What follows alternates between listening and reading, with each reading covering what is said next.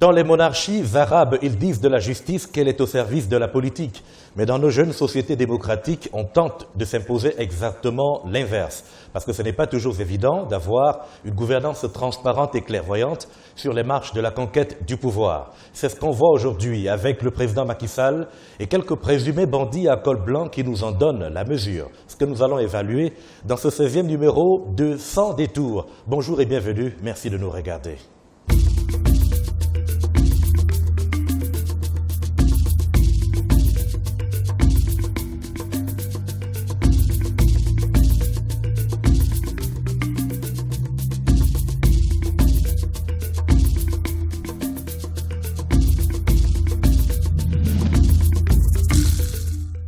Grand invité témoin de Sans détour aujourd'hui, un profil éminemment politique que j'ai failli présenter sous les drapeaux du RND ou du PDS, mais c'est aujourd'hui dépassé depuis le temps où il a laissé quelques frustrations derrière lui pour mettre sa liberté de ton, d'aucuns diraient sa grande gueule, au service de l'APR et précisément de Beno Boku Yaka. Et évidemment, ce sont 40 ans de militantisme d'un syndicaliste au bout des doigts, syndicat de la banque, ce qui lui vaudra d'ailleurs quelques parchemins, quelques éléments de son parcours, parce que finalement, il se consacre à la haute administration politique au Sénégal, dont la dernière, président du groupe parlementaire de la coalition dirigeante, Beno Boku Yaka, à l'Assemblée nationale. Moustapha Diakhaté, merci, bonjour et merci de nous accorder votre temps. Bonjour, M. Godlow. Bonjour à l'ensemble des auditrices et auditeurs de CNE+. Bonjour à mes intervieweurs, les éditorialistes, Maman Ndiaye et le Grand Modignon. Absolument, vous les avez présentés parce que dans les 50 prochaines minutes, nous allons les écouter, vous poser quelques questions, oui. À savoir un éditorialiste qu'on ne présente plus, Maman Ndiaye, qui justement a fait beaucoup de choses pour la presse sénégalaise et les combats de la liberté. Bonjour et bienvenue. Bonjour Goodluck, très heureux d'être à tes côtés aujourd'hui. Merci. Et bonjour Président et bonjour Mondoui aussi. C'est vrai. Un grand plaisir d'être là ce matin. Il aurait été difficile d'évoquer la gouvernance transparente sans citer son nom. Modi Nyang, merci de nous retrouver. Merci. Je suis heureux également de me retrouver parmi vous et d'avoir l'opportunité de pouvoir échanger avec mon ami, le président du groupe parlementaire, Beno Boku Yaka. Et je salue également vos auditeurs et vos téléspectateurs. Deux axes principaux nous intéressent, particulièrement l'affaire Khalifa Sall et évidemment quelques vacances dans l'Assemblée nationale que le président Moustapha Diakhaté connaît très bien en tant que président du groupe parlementaire de la coalition politique qui dirige le Sénégal aujourd'hui. On a vu comme un titre d'ailleurs dans Jeune Afrique cette semaine, Khalifa Sall, le scandale ou la cabale, point d'interrogation. J'ai envie de vous demander, Moustapha Diakhaté, si vous comprenez, vous, cette clameur populaire autour de l'arrestation du maire de Dakar. Écoutez, je comprends parfaitement bien cette situation. Vous savez qu'au Sénégal, le débat juridique ou judiciaire est très hystérique. Et ça ne date pas d'aujourd'hui. Pour ce qui concerne le cas Khalifa Sall, je crois qu'il y a plus de scandale que cabale. Si on se fie aux faits avérés, c'est plus un scandale que des cabales. Maintenant, évidemment, on ne peut pas empêcher aux gens d'avoir des préjugés et de les exprimer. Pour aller plus directement, il se trouve, et d'aucuns le disent, que si Khalifa Sall avait été de l'autre côté de la mer, il ne serait pas noyé. Écoutez, je ne vous apprends rien en vous disant qu'avec des si, on peut mettre IMEX, CNE+, et toute l'humanité dans une bouteille. Moi, je me fie aux faits qui ont été identifiés par l'IGE et qui sont portés à l'opinion, qui sont mis sur la place publique. Pour ce qui concerne Khalifa Sall, je veux dire que Khalifa n'est pas poursuivi à cause de la caisse d'avance. La caisse d'avance de la ville de Dakar date de 1987 avec le maire Mamadou Diop, contrairement à ce qu'il dit de 1920. Donc il n'est pas poursuivi pour la caisse d'avance, parce que la caisse d'avance étant créée par Mamadou Diop, même le montant était allé jusqu'à 40-50 millions. C'est l'IGE qui l'avait amené à 30 millions. Bab Diop avait sa caisse d'avance, Khalifa Sall avait sa caisse d'avance. La particularité de Khalifa Sall, c'est d'avoir alimenté la caisse d'avance en pompant frauduleusement sur les deniers de la ville de Dakar. Autrement dit, pour alimenter sa caisse, il présentait de fausses commandes, de fausses livraisons, de fausses réceptions, de fausses factures, d'achats fictifs de faux riz et de faux mil. C'est pour ça qu'il est poursuivi. Ça, c'est des faits. Mais Monsieur le Président, oui. Ce qui étonne les gens, enfin l'imagerie populaire d'une manière générale, c'est un peu la concomitance entre ces événements judiciaires dont vous parlez et un peu le contexte politique. L'IGE, qui est une prestigieuse institution, est à la mairie de Dakar depuis 18 mois, mais pourquoi maintenant? Écoutez, vous savez, je ne peux pas répondre exactement à la question. De revenir sur le fond de la question. Je ne peux pas répondre à la question exactement parce que je ne suis pas maître du temps par rapport à cette affaire-là. Ce que je sais, c'est qu'effectivement, le contexte n'est pas favorable à une bonne communication sur ce qui s'est passé à la ville de Dakar. Aujourd'hui, si vous écoutez les partisans de Khalifa Sall, ils le présentent comme une victime politique de quelqu'un qu'on cherche à éliminer en faisant abstraction des faits qu'on lui reproche. C'est-à-dire d'avoir fait du faux en écriture publique pour alimenter une caisse. Et d'ailleurs, même si vous écoutez Khalifa Sall, dans un premier temps, il parlait de la caisse d'avant, maintenant il a évolué pour parler de fonds politiques. Il n'existe pas de fonds politiques au Sénégal, aussi bien pour l'État que pour les membres. Oui, c'est des fonds spéciaux. C'est ce qu'on appelle des comptes spéciaux. Mais apparemment, il avait des dérogations sur les procédures pour lui permettre de l'utiliser. Il ne vous peut pas vous montrer une seule loi où on a donné à la ville de Dakar un statut particulier budgétaire. Je vous le concède, Président, parce qu'en fait, vous n'êtes pas le procureur de la République et il nous sera difficile, effectivement, d'aller au fond de ce dossier parce que ni vous ni moi n'avons les éléments parfaits pour mener l'enquête. La vérité va se manifester au bout de nous avons aussi le devoir de nous interroger quand même évidemment sur les pratiques. Parce qu'en réalité, au-delà de ça, au-delà des procédures, il y a quand même des pratiques qui avaient été plus ou moins tolérées et c'est l'argumentaire de Khalifa. Pourquoi aujourd'hui, malheureusement, les usages qui avaient été tolérés jusqu'ici, aujourd'hui ne sont plus légion. C'est ça fondamentalement le problème et c'est ça qui fait en quelque sorte croire aux gens qu'il y a une inégalité de traitement. Vous savez qu'il y a une particularité par rapport à ce qui s'est passé à la ville. Absolument. Il s'agit de faux. C'est-à-dire que Mamadou Diop avait sa caisse d'avant, Khalifa avait sa caisse d'avant, Pape Diop avait sa caisse d'avant, mais ici la caisse d'avant a été alimentée par du faux. Ça, c'est une particularité qui est unique dans l'histoire du... Cette ONG, Moustapha Tchakate, je vous propose... Le GIE n'a pas existé avec Khalifa. Hein. Le GIE n'a pas existé avec Khalifa, il a précédé Khalifa là-bas. Je n'en suis pas sûr. D'accord, c'est ce qu'on a dit, les usages, source de droit. Je pense que le mot de Jeune-Afrique, je crois, c'est scandale ou cabale. Cabale, exactement. Écoutez, jusqu'à preuve du contraire, Khalifa Sall est innocent. Présumé, mais à supposer que les faits graves qui lui sont reprochés étaient avérés. Oui. On suppose que, voilà, il ait fait ça, Khalifa. C'est très grave, c'est un scandale. Oui. Mais en même temps, on peut parler de cabale. Ce que vous avez dit, ce que vous venez d'évoquer, les fautes que vous venez d'évoquer sont particulièrement graves. Oui. Mais d'autres les ont faites avant lui, et ils sont nombreux. C'est des faits effectivement graves. Et s'il en est l'auteur, il doit payer et en répondre devant la justice. Mais avant lui, de 2000 à 2000, autrement dit, de la gouvernance de Wade à celle de Macky aujourd'hui. Même sur les 6 derniers mois, Maudit. Même sur les 6 derniers mois, il y a des gens qui en ont fait infiniment plus et qui ne sont pas inquiétés. Alors, le président de la République, dans cette affaire, a fait montre d'une diligence absolument inhabituelle. Le procureur aussi. Hein. Le président de la République a fait montre dans cette président qui repasse le rapport dans cette affaire au procureur d'une diligence suspecte. Le procureur de la République également, qui s'est empressé de déclencher les enquêtes, pendant qu'il a sur sa table au moins 8 dossiers qui lui ont été transmis par l'OFNAC. Il a sur la table au moins une centaine de dossiers de la CENTIF, cellule nationale contre l'information financière. Oui. Il n'y touche pas. Voilà que tout d'un coup le président se réveille, lui transmet le dossier, il déclenche immédiatement les hostilités.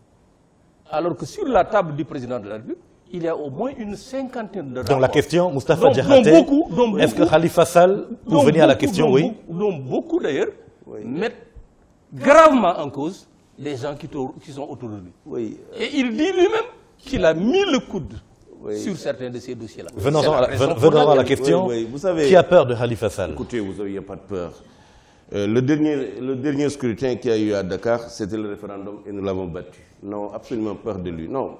Maintenant, je ne voudrais pas qu'on essaie par cette stratégie de la globalisation d'esquiver ce qui s'est réellement passé à Dakar, notamment à la ville de Dakar. Mais il est parti de l'hypothèse selon laquelle il peut être même coupable. Non, on dit qu'il est coupable, d'accord.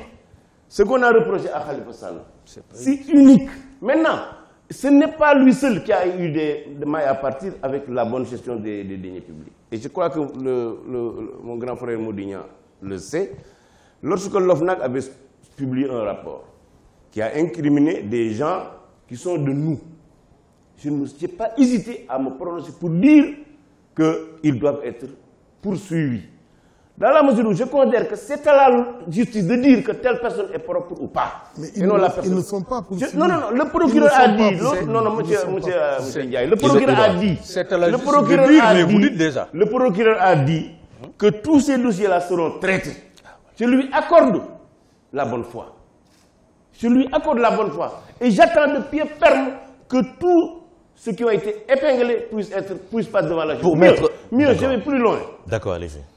Vous savez que moi, je crois que dans ce pays, il faut qu'on sache tirer des leçons de certaines situations. Je pense, très honnêtement, que toute personne épinglée par l'IGE, l'OFNAC, la Cour des comptes, et qui gère des comptes publics, la première mesure à faire, soit c'est de le suspendre ou de le démettre, en attendant que son honneur soit valable. Je crois qu'il faut qu'on aille plus loin. D'accord, là vous êtes dans les chantiers législatifs, Moustapha Diakhaté. Pas législatif, mais politique. Pas législatif, peut-être pour politique. D'accord, mais pour rester sur cette affaire, vous avez vous-même dit que vous faites confiance au procureur. Fut-il qu'il y ait une justice à plusieurs vitesses, vous lui faites confiance, c'est ce que vous dites. Non, je n'ai pas dit qu'il y a justice à plusieurs vitesses. Ce que je sais, c'est qu'il y a un... C'est-à-dire qu'il peut poursuivre Khalifa Sall aujourd'hui et poursuivre d'autres après les élections, c'est pas grave. Non, je ne peux pas penser qu'on puisse attendre après les élections pour ouvrir d'autres dossiers. D'accord, maintenant la question... Ça doit être fait immédiatement. D'accord, la question que je souhaite vous poser là-dessus, tous ces rapports d'enquête de l'OFNAC, de l'IGE, de la Cour des comptes d'ailleurs, sont parfois frappés du sceau confidentiel et seul, visiblement, le président de la République a le pouvoir, j'allais dire divin, d'instruire ou de demander à la justice. Pas forcément. Le rapport de l'OFNAC n'est pas frappé du sceau de la confidentialité. Tout comme le rapport de la Cour des comptes. Ça, c'est des rapports qui sont rendus publics. Restons sur l'IGE où il y a la confidentialité. Et dès l'instant que le procureur insiste sur un rapport, la confidentialité saute. Ah donc c'est le procureur qui a insisté sur le rapport et pas le président de la République. Mais c'est normal quand donc ce rapport n'est pas le procureur. Donc ce rapport sera rendu public. Ce n'est même pas le président de la République qui transmet le rapport à l'IGE, c'est le Premier ministre qui le fait. Est-ce qu'il sera bientôt public le rapport? Mais c'est déjà public, le rapport concernant Khalifa Sall. C'est déjà public, Il faut quand même qu'on s'écoute, je pense. D'accord, allez-y. Je pense que le problème est le suivant.